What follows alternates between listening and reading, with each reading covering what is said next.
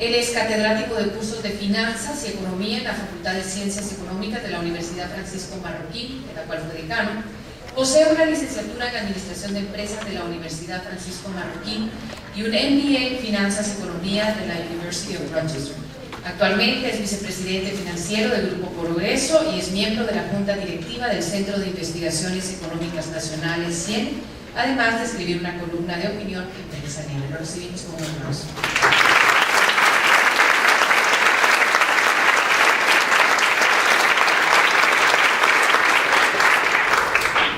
Buenas noches. Quiero aclarar dos cosas importantes. La primera es que no soy anarquista y la segunda es que las opiniones que voy a decir aquí son estrictamente mías. Creo que el Congreso, no este Congreso, el Congreso, desde digamos la época democrática que inició inicios de eso, por llamarlo de alguna manera, ha tenido una participación que, si yo la debo calificar, es en el balance negativo. Creo que ha tenido momentos positivos, ha tenido iniciativas de ley que han sido aprobadas, que han sido de beneficio para el país, pero si tengo que hacer un balance, creo que el balance es desfavorable, creo que es negativo y creo que eso no ha sido bueno para el país. Esta opinión lamentablemente es compartida, generalmente nadie está de acuerdo conmigo, pero en esta, las encuestas del Latinobarómetro dicen que el 17% de la población aprueba la gestión del Congreso. Quiere decir que el otro 83% la desaprueba. Estas son estadísticas similares a la confianza que se le tiene a la Policía Nacional Civil, por ejemplo. Y el Congreso únicamente genera más confianza que los partidos políticos, que están en 14%. Eso es un problema para el país, creo yo, porque a nadie le conviene, creo, a ningún guatemalteco nos conviene que la población tenga una opinión tan desfavorable de uno de los tres organismos que son pilares de nuestra democracia y de nuestra república. Yo creo que el Congreso tiene mucho poder. Está diseñado para tener mucho poder. La Constitución le otorga muchas funciones importantes. Ahora, el problema es, no creo que sea que tenga mucho poder, sino creo que ese poder es ilimitado e irresponsable. Es ilimitado en aspectos que son muy importantes para nosotros y para todos los ciudadanos. Voy a leer algunas de las funciones que yo considero son más importantes, que están inscritas en el artículo 171 de la Constitución, que curiosamente se llama otras atribuciones del Congreso. Decretar, reformar y derogar leyes. La pregunta aquí filosófica es: ¿la ley se origina por un diputado? Y aquí es un debate filosófico si la ley, el origen de la ley es el Congreso, o si el origen de la ley radica en la costumbre de los ciudadanos. Aquí hemos visto en el balance, creo yo, una experiencia negativa, y abundan muchos ejemplos de leyes que, en mi opinión, han sido dañinas para el país, que se han originado obviamente en el Congreso, quien es la única entidad en nuestro país que puede decretar, retomar, reformar y derogar leyes.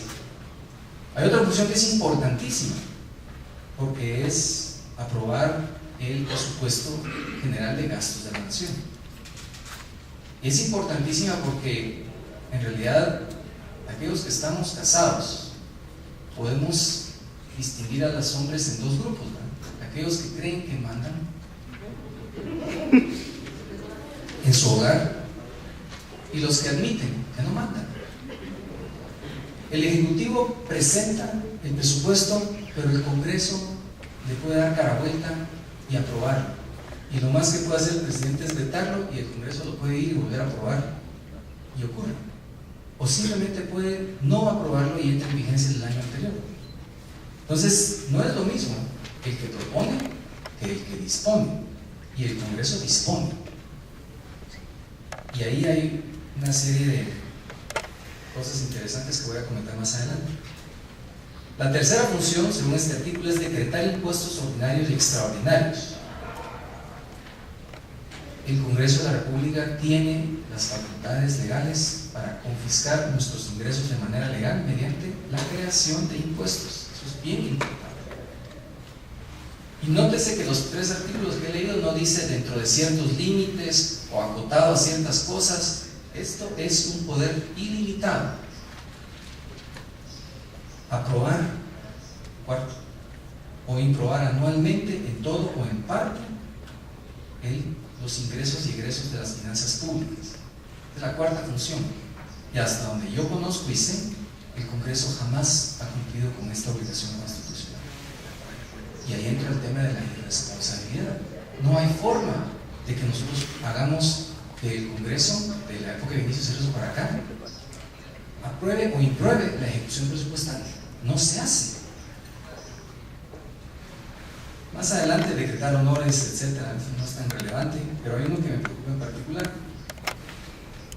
y es para que el Ejecutivo, la Banca Central o cualquier otra entidad estatal pueda concluir negociaciones de empréstitos u otra forma de deudas en el interior o el exterior, será necesaria la aprobación previa del Congreso.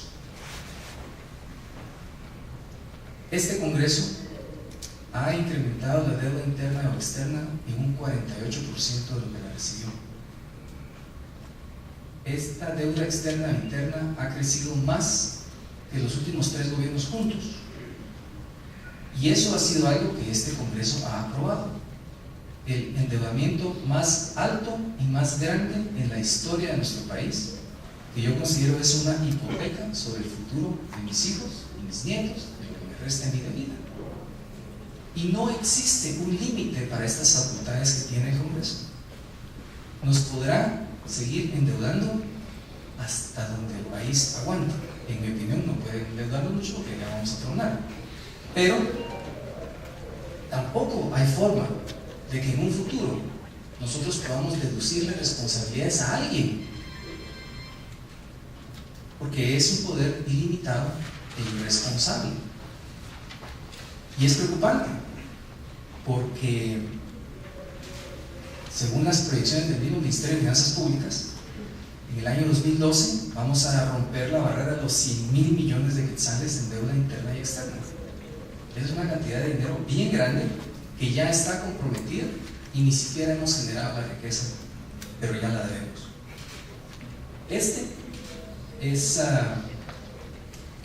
Yo me refiero al gran poder, pero no es tanto la magnitud, sino la ilimitada capacidad de poder hacer con nuestro futuro lo que el Congreso quiere. La última es para poner en perspectiva un poco cómo las decisiones equivocadas de los congresos pasados y futuros nos van a afectar más adelante. Durante el gobierno de Jorge Serrano Elías, el Congreso de la República de turno aprobó el convenio 169 de la Organización Internacional del Trabajo. Algunos éramos jóvenes en esa época, señalamos que era un error hacerlo. Lo que no nos imaginamos es que ese convenio iba a ser el principal obstáculo para el desarrollo, por ejemplo, de la energía hidroeléctrica en Guatemala, y que se iba a tomar ese convenio como la excusa para impedir ese tipo de inversiones en el país.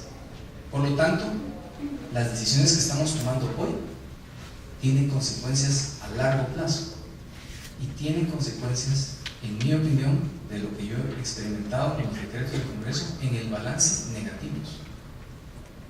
Entonces son decisiones que son irresponsables, con un poder ilimitado y que van a afectar a más de una generación en el futuro. Ese poder nosotros como ciudadanos tenemos que acotarlo, porque si no estamos aprendiendo de los errores del pasado en este momento, vamos a heredarle un serio problema mayor del que ya tenemos a nuestros hijos. Creo que en buena medida el problema que tenemos es un error de diseño que también hemos aprendido en el pasado. Quiero dar una experiencia, digamos, positiva de por qué sí podemos cambiar las cosas. El último año de gobierno, el presidente Vinicio Cerezo mandó un presupuesto al Congreso absolutamente deficitario, esperando que con ese déficit fiscal y la obra y todo el gasto público, el próximo presidente iba a ser Alfonso Cabrera. Y el Congreso le aprobó el presupuesto, y no solo le aprobó el presupuesto, sino aprobó que el déficit fiscal fuera financiado mediante la emisión monetaria inorgánica sin respaldo del Banco de Guatemala. Y entonces, ese año experimentamos lo que normalmente los economistas hubieran esperado, que es una inflación del 60%. La inflación más alta en nuestra historia moderna. Se dio la oportunidad, aprendimos en parte la lección, y un grupo de personas propuso hacer una reforma constitucional para prohibir que el financiamiento del déficit fiscal provenga de la famosa maquinita, y se aprobó las modificaciones al artículo 133 de nuestra Constitución.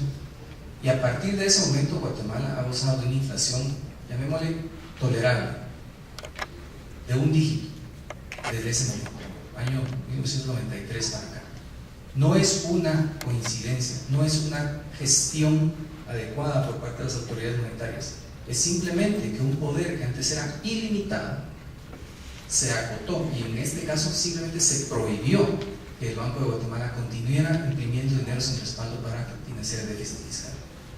Imagínense dónde estaríamos ahora con las magnitudes de déficit fiscal que estamos experimentando si no existiera esa prohibición constitucional. Yo he hablado con funcionarios del Banco de Guatemala y ellos admiten que lo mejor que pudo haber hecho la constituyente, o digamos esas reformas de la Constitución, porque no hubo constituyente, era quitarles esas facultades discrecionales, porque hoy en día duermen más tranquilos sin tener que decirle al señor presidente que sí, que van a imprimir dinero para financiar su déficit. Simplemente le enseñan el artículo constitucional, no puedo. Ahora, lamentablemente no se cerró la otra puerta, porque ahora no se están financiando a través de maquinita, sino endeudamiento. Yo espero que como ciudadanos no tengamos que llegar a pasar una crisis ya no de inflación como la que vivimos en ese momento, de 60% de inflación. No sé si todavía se recuerdan, es que se nos olvidan las cosas. 60% de inflación es equivalente a que hoy en día les quiten 60% de su salario, porque es el impuesto escondido más cruel, más injusto que existe, la inflación. Ahora lo que va a pasar, si no aprendemos a tiempo la lección y si no limitamos a tiempo estas facultades discrecionales, ilimitadas e irresponsables, vamos a entrar en una crisis de deuda como la que tiene Grecia y otros, Argentina, México, Brasil, Bolivia, Nicaragua, Honduras, de su oportunidad. Nada más que a nosotros no nos va a rescatar el Banco Central Europeo, ni la Reserva Federal, mucho menos. Y entonces en ese momento vamos a decir, sí, de verdad es que qué deuda la que teníamos, ¿verdad? Se nos fue la mano. Deberíamos de comenzar a discutir cómo hacemos para que esto no nos vuelva a pasar. Dicen que el tonto no aprende de sus errores, el inteligente sí aprende de sus errores, pero el sabio aprende de los errores de otros. Es momento que nosotros nos pongamos en el modo de sabios y aprendamos que cualquier poder que es ilimitado e irresponsable, como decía Lord Acton, se va a corromper, porque el poder absoluto corrompe absolutamente. Entonces, lo que vemos hoy en día en la figura de un presupuesto que puede ser ilimitado y de un endeudamiento público que puede ser ilimitado, es una gran oportunidad para visualizar ese mismo presupuesto como el gran botín político de todos aquellos que buscan reelegirse y que buscan quedar bien con sus electores, que en realidad no son tan, yo no creo que las personas no son electas directamente, sino a través de listados, lo cual no considero que sea una forma representativa de poder escoger a nuestros representantes, valga la redundancia. Y entonces vemos a un presupuesto de gastos de la nación que tiene todos los incentivos perversos para ser bien grande, para constituirse en un botín político, y lamentablemente eso se ve todos los años, en donde la Comisión de Finanzas del Congreso no solo es la comisión más codiciada, sino es la comisión más poderosa, y es a través de esa comisión como se maneja el famoso listado geográfico de obras, que por lo menos le reconozco al diputado Taracena el hecho de decir, miren, mejor démosle a cada diputado 2 millones de quetzales de horas, tal vez si me dejan tranquilo yo puedo más o menos manejar el listado de otra forma, cosa que tampoco ocurrió y tampoco creo que sea correcto. Entonces, falta mucho por hacer en materia de limitar los poderes de los diputados y sobre todo en forma de transparentar su gestión. La iniciativa 4323, por ejemplo, donde simplemente llevar un tablero para saber cómo vota la gente, no ha pasado. Yo no veo que haya mucha motivación para pasar, pero es algo que el Movimiento Cívico Nacional y otros ciudadanos hemos exigido para que pase, porque lo menos que nos deben nuestros supuestos representantes es transparencia respecto a la gestión. Yo quiero saber cómo está votando el diputado del cual yo pues, me lo metieron en la lista y voté por él, y eso no se puede hoy en día. O sea, eso me parece a mí que es increíble, pero voy al hecho de que mientras tengamos un organismo que es de poderes ilimitados y de gestión irresponsable, vamos a continuar teniendo más de lo mismo que ya hemos visto. O sea, que sí necesitamos hacer cambios de fondo y coincido en el hecho que para ello necesitamos participar más y presionar más para que estos cambios vayan en la dirección correcta. Muchas gracias.